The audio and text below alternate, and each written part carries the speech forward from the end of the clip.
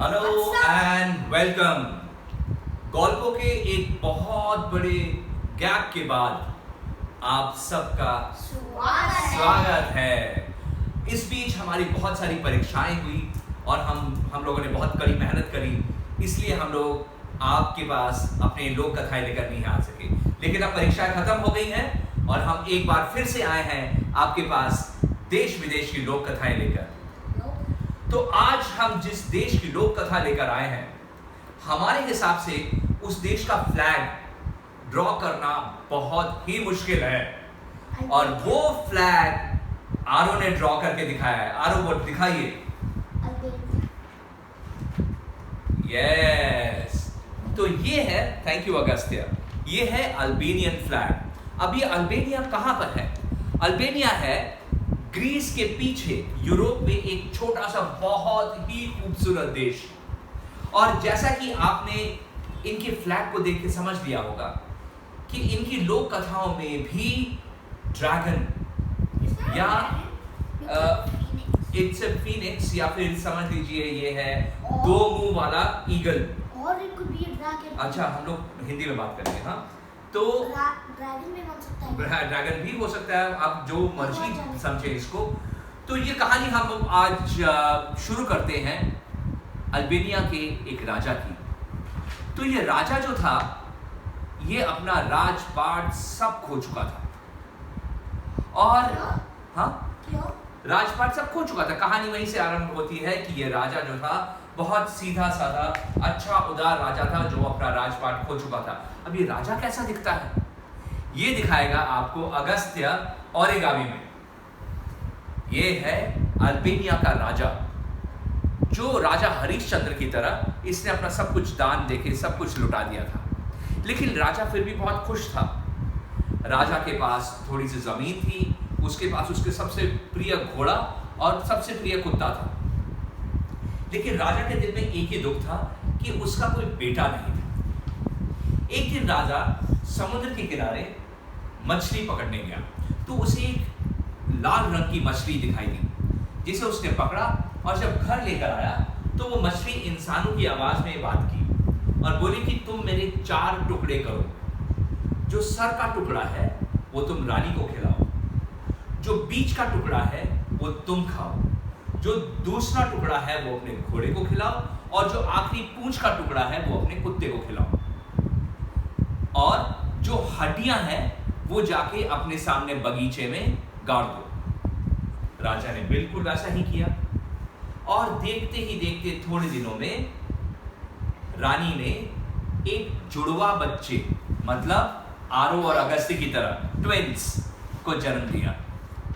और घोड़े ने 2 जुड़वा घोड़े और उस कुतिया ने 2 जुड़वा कुत्ते उनको जन्म दिया।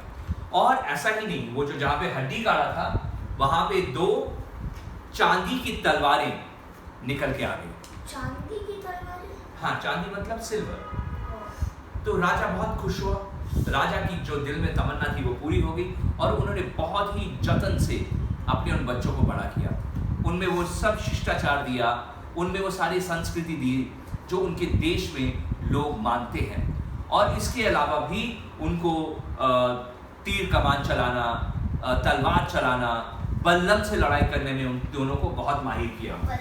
बल्लम मतलब स्पीयर। एक भाई का नाम था हांडा और दूसरे भाई का नाम था जेरमा। जेरमा बड़ा था और हांडा छोटा था। और एक दिन राजा को लगा कि अब मेरा समय समाप्त हो गया है, मेरा जीवन अब खत्म होने चला है।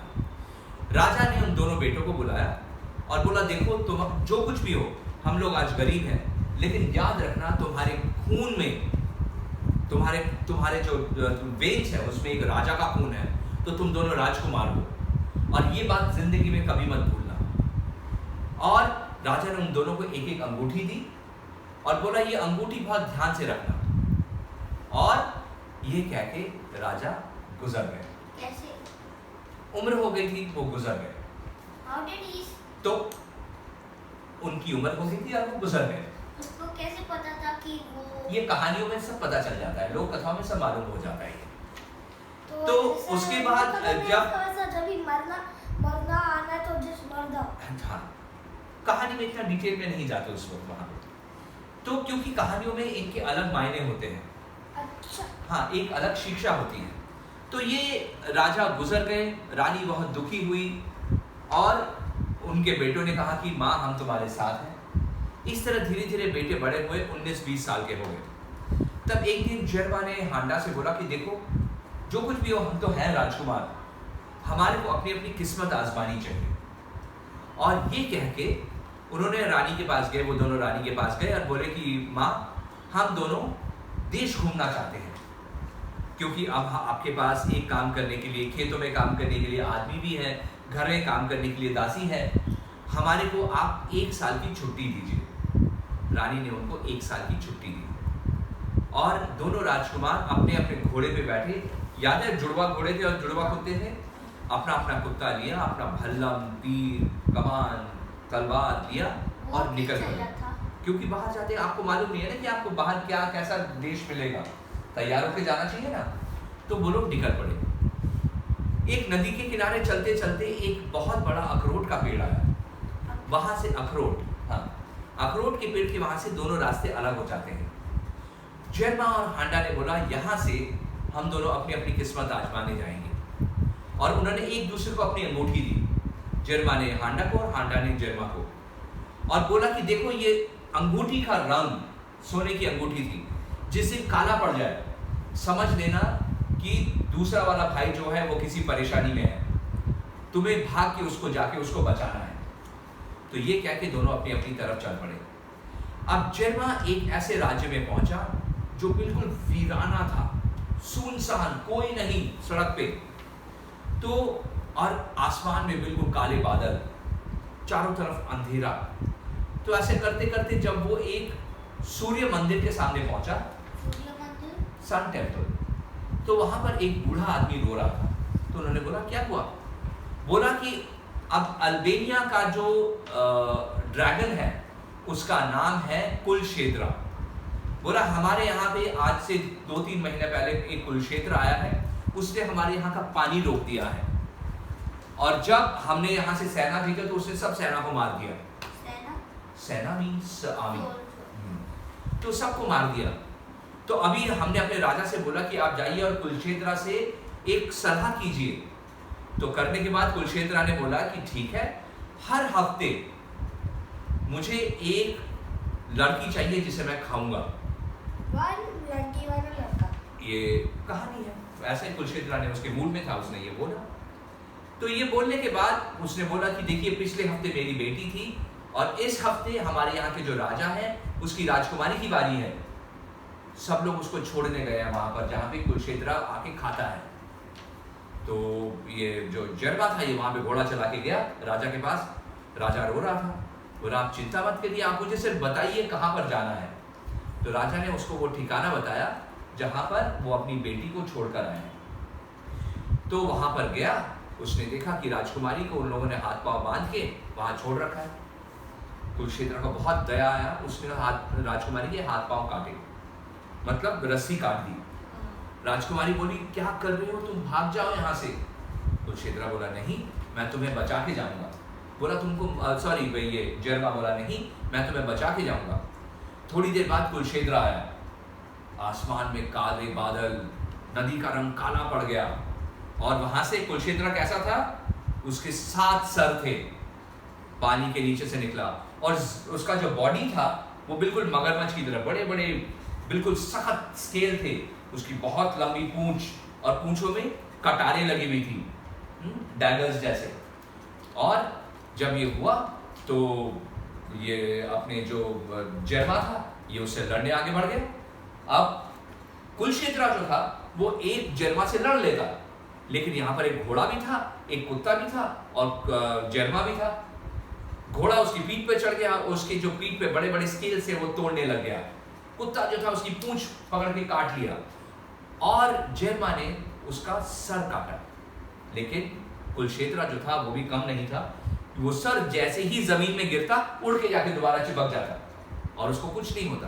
तो कुलशेद्रा समझ गया कि इन 7 में से एक सर जो है वो मेन है, और उसे ध्यान से देखा, उस एक सर के ऊपर कुलशेद्रा नहीं समझा, जरबा समझा। हाँ सर, उसके कुलक्षेत्र के एक सर के ऊपर एक क्राउन था, एक मुकुट था। वो समझ गया यही जो है ये मेन सर है।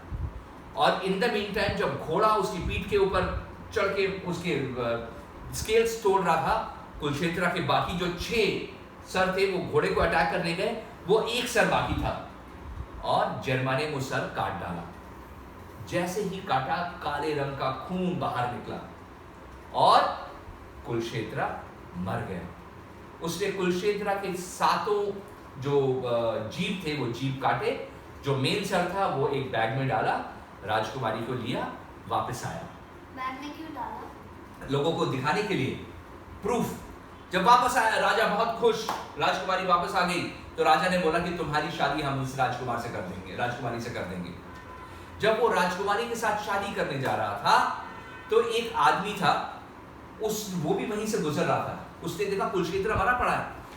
उसने क्या किया, कुलक्षेत्र के 6 सर काटे और बोले महाराज महाराज ये तो गलत बोल रहा है, असली तो कुलक्षेत्र को मैंने मारा है। और उसने वो 6 के 6 सर दिखाया। पर जर्मा ने क्या बोला, तुम मुझे वो सर दिखाओ जो असली सर है, जिसमें मुकुट है। और ये बोल के जर्मा ने वो असली सर दिखाया और वो 7 के टंग्स, जीभ दिखाए। राजा ने बोला उस आदमी को कि तुमने झूठ बोला है, उसको जेल में डाल दिया। और खूब धूमधाम से जर्मा और राजकुमारी की शादी होने वाली थी, दोनों माला चढ़ाने वाले थे कि अचानक जर्मा ने देखा कि उसकी अंगूठी का जो रंग है वो काला पड़ चुका है। बिल्कुल वो समझ गया कि उसका भाई बहुत बहुत बहुत ही परेशानी में है। उसने उस शादी को रोका और बोला कि मैं 1 साल बाद वापस आऊंगा, मेरा इंतजार करना।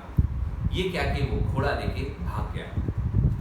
ये कहानी जुड़वा भाइयों की है और इसका जो अगला पार्ट होगा वो हम आपको कल सुनाएंगे। और ये हम आज जुड़वा भाइयों की कहानी इसलिए सुना रहे हैं क्योंकि आज और कल के बाद जो परसों का दिन है वो हमारे इन जुड़वा बेटों का जन्मदिन है, इसलिए हम ट्विंस के ऊपर स्टोरी सुना रहे हैं। इसका अगला भाग हम आपको सुनाएंगे हांडा का, कि जर्मा का हमने तो सुना क्या हुआ उसकी जिंदगी में, हांडा के बारे में हम आपको कल बताएंगे।